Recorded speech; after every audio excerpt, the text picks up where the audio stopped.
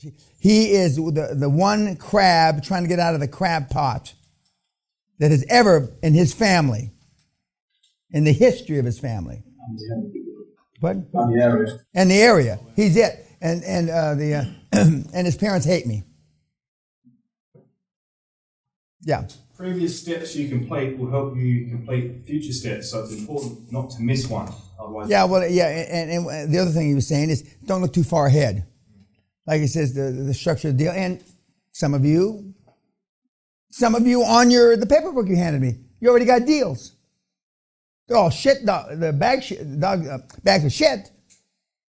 You got a business you should have closed down 5 years ago, and then you get a fucking deal on top of it that's not mirrored after your shitty business, but kind of mirrored after your shitty business. What else? Yeah. Question regarding the waiting until closing to incorporate. If any of based on what you said of board members meeting, right, and plotting, etc. What actions do you have at your disposal to, in the case that you have to litigate because they're trying to do some? Well, no. Well, first of all, he's going to incorporate here in the UK at the first board meeting that is going to discuss the first 2 or 3 deals where the employment contracts, the deal, directors and officers insurance, all the shit's going to happen all at once, okay? And normally the first board meetings maybe 2-3 days. That your lawyers and accountants are working on it. You won't be there with your new board members, but your lawyers and accountants are going to, even though it's all boilerplate, they're going to tell you it's not all boilerplate. Even though they're hitting the computer button and it's spitting the shit out, they're going to tell you how many hours they worked on, which is horseshit, okay? But when the fighting over the equity happens, isn't before that board meeting, okay? They're salivating because you got deals, and they're just kind of calculating in their own head how much am I going to get paid on these deals, okay? Afterwards, if they decide to steal a deal, and then litigation is a business tool, and you got a whole section in the gigs you get, and I wrote a I guess you would call it an ebook, the 28 rules of litigation, which is bloody good, and you follow that,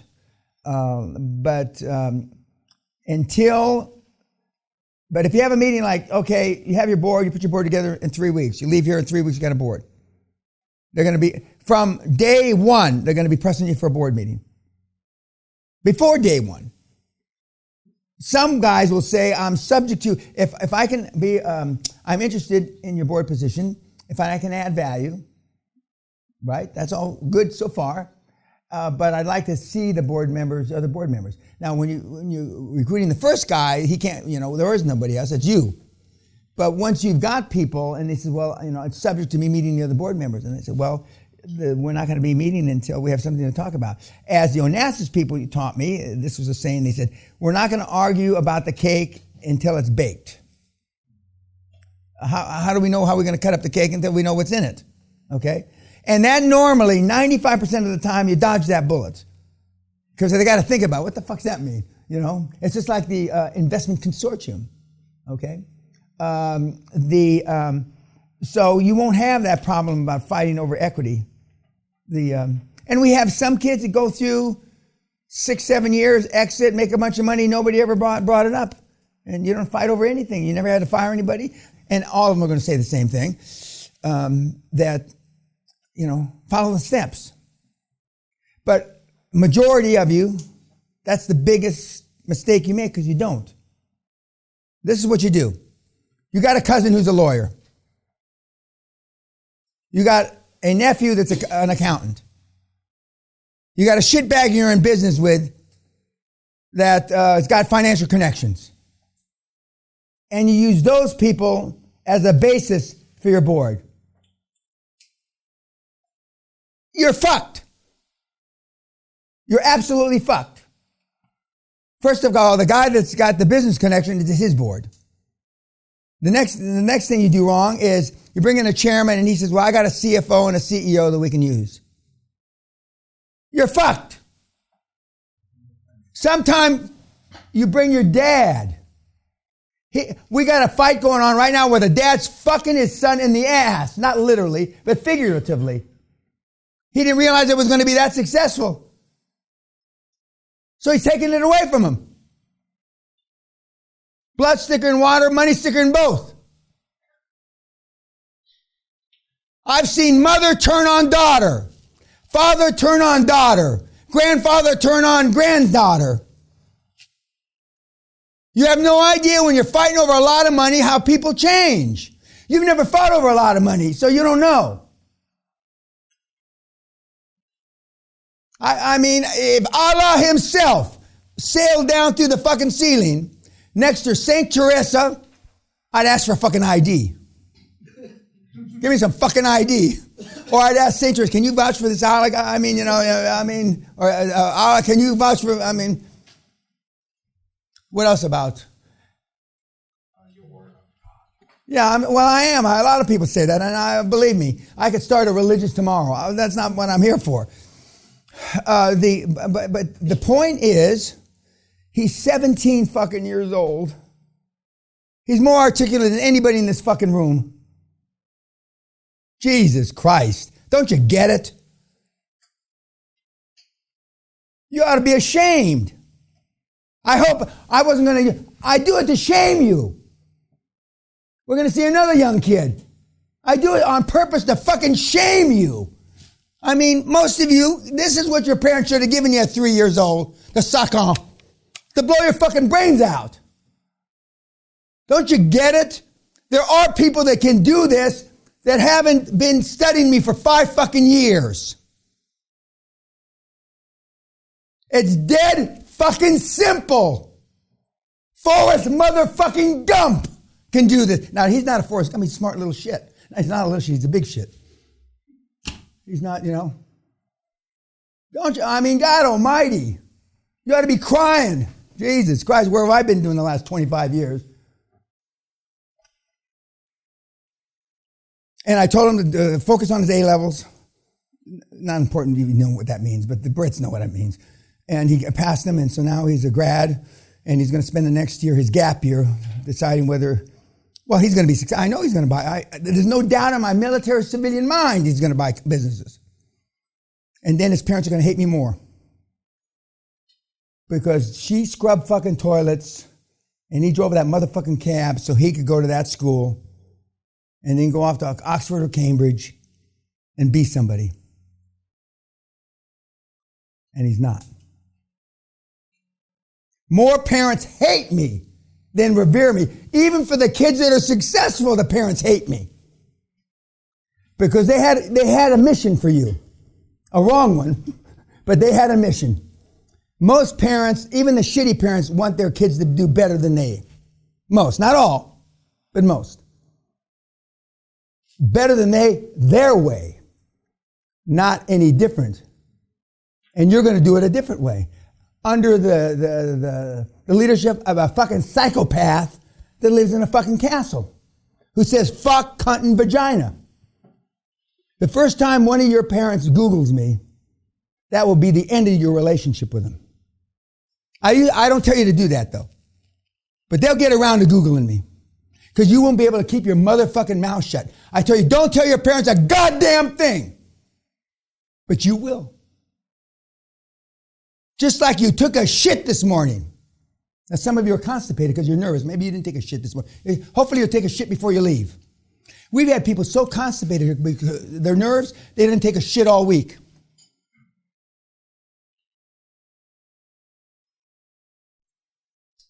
And as soon as they Google me, your relationship with them is, if not over forever, changed forever. How did I raise such a fucking moron? They're going to say, how did I raise such a fucking moron? He's gone off for, go and join the fucking cult. We have had people at this seminar, may Allah strike me fucking dead.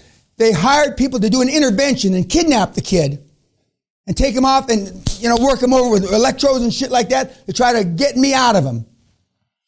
Not once, not twice, but 3 times the same kid. An Aussie.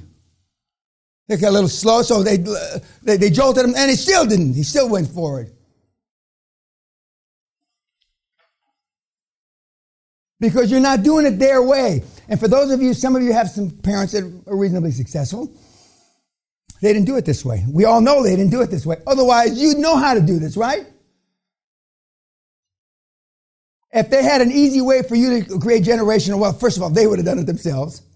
But at least you want to pass it off to your fucking, your progenies, the products of your loins, right?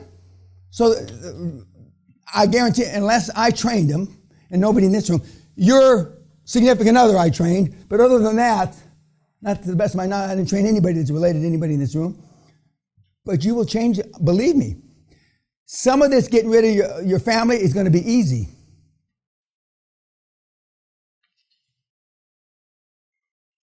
And then they'll talk to you like a statistic, like you're dead. And that'll hurt your feelings. I'll know that's good, but you won't know it's good. Remember I had the question for homework, what would you do if you weren't afraid? What would you do if you weren't afraid of what your parents thought of you?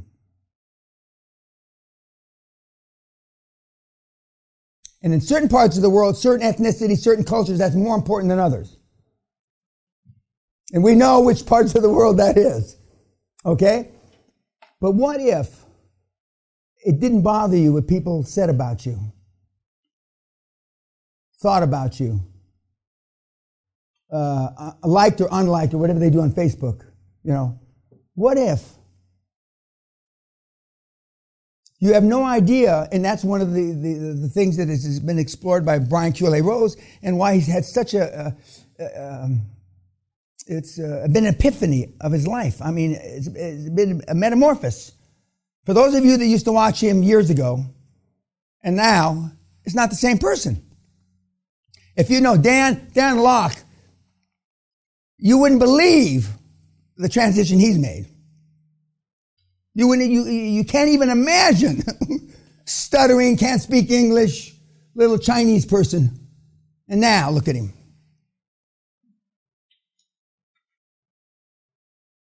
But the kid, you can do it. I know you can do it.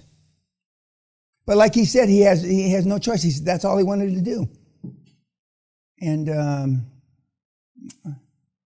we made it happen. He made it happen. And the fact that I'm his chairman, I decided to pick a kid because we've had a lot of successful kids, and I haven't been chairman with any of them. I said, well, we'll pick the fucking the kid, the quasi-terrorist, just so I can say down the road, I'm not prejudiced, I really am. If you haven't figured this out, kids, if you haven't figured this out yet, I am prejudiced. But see, we're all prejudiced, but nobody admits it. Some people don't like blacks, some people don't like people from the Middle East, some people don't like Chinese, Korean, but we don't talk about it, do we? We don't talk about it. Now, Slovenia, I don't know anybody that likes Slovenia, but anyway, but I talk about it. I talk about it. And I got enough money, it doesn't make a shit. What are they going to do to me? What are you going to do to me? Any questions about, he's a smart kid, articulate little shit. And again, he's not a little shit, he's a pretty big guy. Yes, sir? You said he was going to invest in the years? I don't like that methodology. But when you're a kid, because I'm not picking the board for him, I have not talked to, now again, full disclosure, I'm his chairman. I have not talked to one of his board members. And where the kids go wrong, not just the kids, but mostly the kids go wrong is they pick the wrong board members to begin with. And then they got to transition. Remember, your boards are in transition. That's where the kids go wrong because they don't have enough experience. When you're 17, 18, 19, 20 years old, you don't have the interpersonal skills, one, rarely, and you don't have, you haven't had to pick people that you have to depend on. Playing basketball, pick up basketball or pick up football, soccer, that's not the same as picking board members. And that's where the kids go wrong. But I have not picked one board member of his, not one. We haven't had our first board meeting. We have nothing to talk about. If I remember correctly, he said he got rid of a couple of board members. But a couple of board members you want to meet. And why do these guys want to meet? Because they got nothing to do and all day to do it in. They want to get out of the house, to get away from the old lady. And that will be your first challenge. But if you stick to the script and you don't get ahead, and what's going to happen for those of you that aren't kids, you're going to get halfway through your board and one of your board members is going to have a deal. A deal that looks like a box that turns shit into gold. It's going to be the Valhalla, the mother lode, the big gold vein. And you're going to want to go with it. And you shouldn't.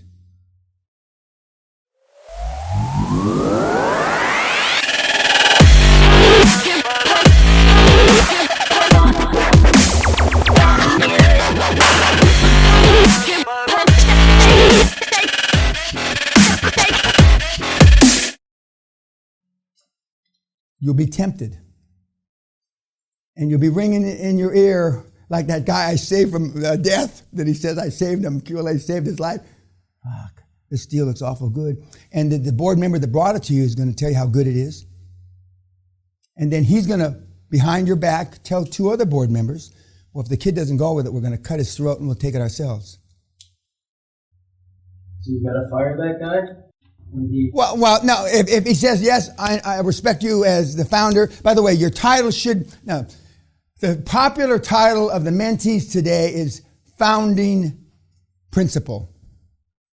That is kind of in the 21st century. You're the founding principal. Most of you, some of you, I'm telling you, don't try to be CEO, but, you know, a couple of you in the room can be CEO. You got some experience. Or at least you should try. But you're the founding principal. And what the chairman or whoever bought you the deal, I mean, it's your deal. And I used to tell him, put it in the back burner. Don't just discount it. Put it in the back burner, on the back burner. And so that normally pacifies them enough so you can finish. But some of them won't give up that easy. Because some of these guys on the board member are alpha males like me. And I want you to pick alpha males. I want you to pick people different than your personality. There aren't that many alpha males around, contrary to what you think. So it's not so hard. It's not so easy to find these pricks, these psychopaths. But every board ought to have at least one alpha male. And somebody that has fought in the trenches, in the gutters of litigation. Now, I personally like litigation. I like fighting in court. I like testifying. I like the jumping down the opposing counsel. I like that. But not too many people do. Back in the 90s, I was called the best witness on the stand in the United States of America. They used to see me on the other side of a lawsuit, they'd fold up and go away. Because I scorched the earth. I sue everybody in your extended family in 10 states. I go after your kids in graduate school. And normally, a regular lawsuit may cost you $100,000. A lawsuit against me is going to cost you $2 million. And anybody that knows, fuck, no, we'll just walk away. He's a psycho.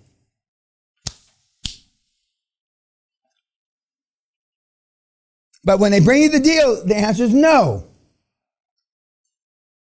And then why do you hate lawyers? No, I don't hate lawyers. I love lawyers. You can teach them anything? No, they're harder. But once a lawyer gets it, I got a couple of Hall of Famer lawyers. Once they get it, they understand how they can use the law. Once they get it. But it's just, and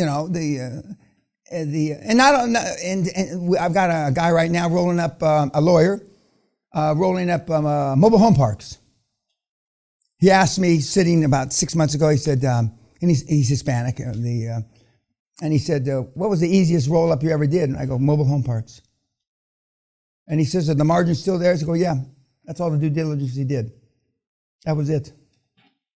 I'm not his chairman or anything. And mobile home parks have 65% gross margin. Average, a good mobile home park, 95% gross margin. A poorly run, even by anybody in this room, a 50% gross margin. Gross margin. The industry average is 65%. And the lawyer asked me, what's the easiest way to make money, Mr. Peña?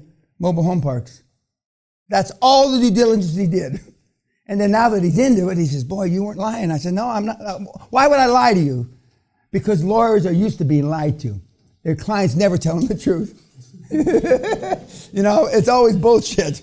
And so, and the kids, mobile home parks is, and in this country they call it caravan parks. But they got mobile home parks just about every place in the world. Except Bulgaria, I think. They got them there? No mobile home parks. Okay. The government probably owns all the mobile home parks. Yes, sir. What do you do, Mr. Peña, when your board members are living in different countries?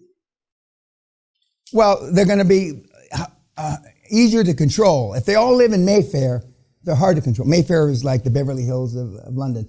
But when they live in different countries, it's easier to control because they're not going to want to pay for their ticket to fly to a meeting. But if you walk by Starbucks and one guy lives in Bulgaria, one guy lives in Australia, one guy lives in Germany, and you see them all in the same Starbucks in Mayfair, believe me, they're up to no good.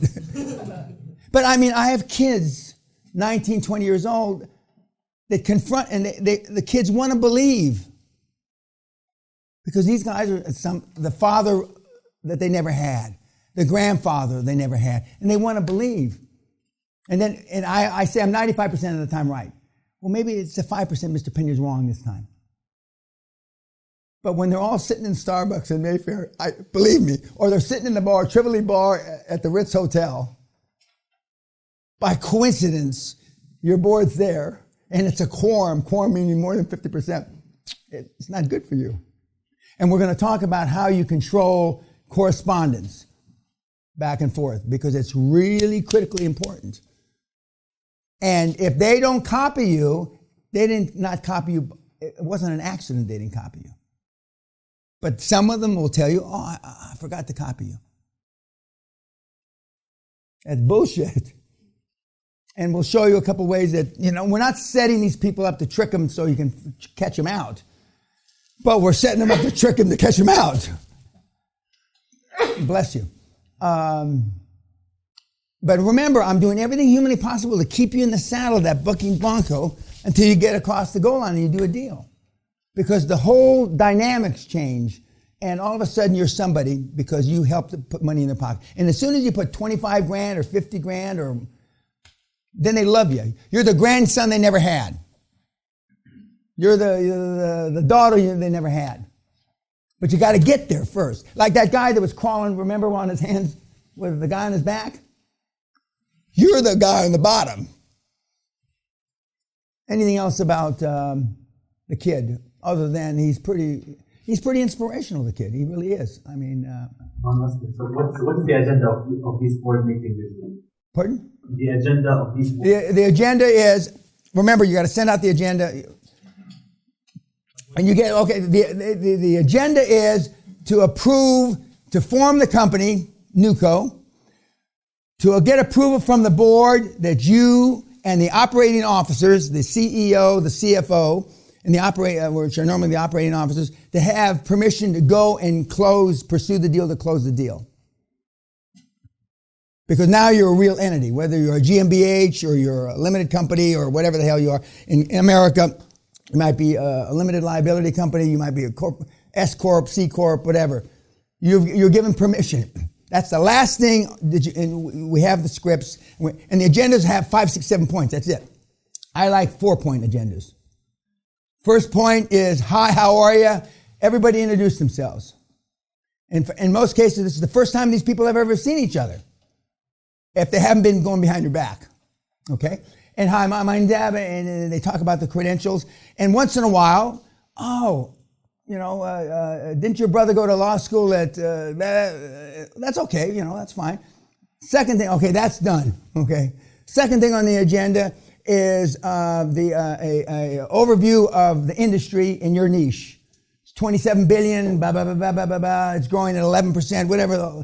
And by the way, KPMG, all the big four accounting firms, University, Oxford, Cambridge, the University of Michigan, they all do studies on all these industries. and you plagiarize the information. Not make it up. You're copying information from reputable sources. So they go over the industry. Then the third thing on the agenda is that what you're doing, the 3 or 4 or 5 acquisition candidates that you've isolated. Okay? And you say, this is 3 of the 28 I looked at, or 32, or whatever the number is, because you will have looked at a lot more than 3. And then you go through the sub under that number 3 on the agenda. You go through every deal. The numbers, okay? Gross margin, net margin, growing at this, how many shareholders are in the company, the deal structure that you've already preliminary talked to the motivated seller with. In conjunction with financing, he only wants 5.5 times EBITDA. The seller is willing to take 5 times EBITDA. I'm sure after due diligence, we'll be able to knock the price down to 5 times from 5.5. And then the last thing is to vote to pursue those deals and to give the operating officers, which is the CEO, CFO, and the founding principal, which is you, if that's the title you take, to pursue and close the deals and finance the deals until the next board meeting. That's it. And you will have incorporated, and now they're feeling good about themselves because they've got the stock, the company, and I believe you should have the lawyers there and your accountants there. Some of the kids don't do that. Now, the reason why he's in a boarding school, he couldn't go out and see all these people eyeball to eyeball. He's in school Monday through Friday night, and he still saw some of the people. He didn't see all of them. But nobody in this room is in a boarding school that I'm aware of, so some of your wives may not let you out at night, but that's a whole other story. You're going to go and meet these people. And then after the board meeting, and then normally you have a board dinner, okay? And you're not staying at the Savoy or the Ritz, you're staying at a Hilton or a Sheraton or something like that. And you got a group rate for the people, and they'll give you a conference room because you've got 7 people staying there. Now, some of the kids make 2 people stay in one room, 2 in a room. And I was at a board meeting about 1.5 years ago in Pittsburgh, and the 2 guys, these are big hitters. He said, I haven't shared a room with anybody since I was in boarding school 47 years ago, But they did it. They did it. And then Sally joined, because I was chairman of the deal. Sally joined. And these guys will understand the energy. And the one thing about having this many years of experience, they know how hard it is to close a deal. You got this, it's like, do they still have finger painting where number 11 you use pink and number 22 you use red? You're doing it finger painting. You're following this. They know shit happens. And they will be more understanding of deals collapsing and deals changing and sellers changing their mind than you. You're following the script, right? They know that there's deviations from that script. But you're going to you'll feel guilt. Oh, fuck, I got all these people. And 2 of the 3 deals that we're going to talk about fell apart 2 days ago. So now you only got 1 deal to talk about. Well, you got 1 deal to talk about. And 50% of the time, that's the deal you're going to close. But sometimes it doesn't close because the seller changes his mind. We just had a deal here recently. Everything, the finance, everything lined up. And the seller told I just don't think I'm ready to sell yet. And I want to stay with the business another 4 or 5 years. After all this work, and he wasn't being he wasn't being a jerk, because what he thought is, what am I going to do when I sell it now? I'm going to have nothing to do and all day to do it in. And his wife told him, honey, what are you going to do? You're still he was 57, relatively young. What are you going to do? And so all the work, everybody flew into town, all the accountants, all the lawyers, we worked up about $75,000 in fees. And then the prick to say, and I hope you're listening, asshole, and then the prick to say, I changed my mind. Now, some of the people will just say they're changing their mind because they're negotiating for a higher price. This guy was legit. He just, what am I going to do in the morning when I get up every morning? Yes, Is that sir. where we implement a breakup fee? Okay, you brought up breakup fees, so I'll bring it up now. Normally, a breakup fee is when, for no apparent reason, no legitimate reason, and normally you outline what constitutes a legitimate breakup, a reason not to go forward with the deal. Okay, and that normally is all deals are subject to due diligence and finance, and you're going to see that in your templates. All your offers are subject to due diligence and finance. And if the bank who you've got a term sheet from tells you can do the deal, and then, by the way, you can use term sheets to wipe your ass with. Because rarely, you want to go to court and try to enforce a term sheet in Romania, you be my guest. Okay? Maybe in New York City with Citibank. But they may decide, oil, okay, they close the Straits of Hormuz. Okay, oil goes to $300 a barrel, which ain't going to happen, but anyway, $300 a barrel, all bets are off. All term sheets are null and void. It doesn't matter if you're in the energy business. You can be in bedpans in Surrey, and all bets are off because they're going to have to readjust their and reassess the risk in their portfolio. Now, if you got a little deal, 100,000 pounds or 100,000, nobody gives a shit. But and when it happens, it's the first time you're doing a big deal. That's when something's going to happen. There was another question. Yes, I was sir. going to say, when you ask the seller early on what he's going to do after to anchor him into... You want him to be there, stay there a year, 6 months. A lot of guys say, well, I'll stay a year, and then after 3 weeks, you figure out you don't really need him. Because he's worthless. The guy that was doing the business, running the business was the sales manager. And that's hard to ascertain. And so, now, and you're thinking, how do I get rid of this prick? How do you get him out the door when I don't really need him? And that's why part of your due diligence, and you're going to get 3 different due diligence packages. Part of your due diligence is to meet with the people that produce the revenue, top line, the people that control the expenses, normally the accountants or the bean counters. And they'll tell you, you take them for a drink after work, and you hear all kind of shit, the real truth. Who runs the business? He hasn't been involved in the business, they'll say in 15 years. So then when you're negotiating with him as to his time he's going to spend with you to help the business. Now, if you're buying dental practices, you need the fucking dentist there a few months to introduce you to all the patients. If you're buying the cosmetic surgery, you need the prick there. There's certain businesses, in cosmetic surgery is hot. Big margins. Building those big tits, you get big margins. Big margins. But your board members are going to know that. Okay, YouTube. Thank you.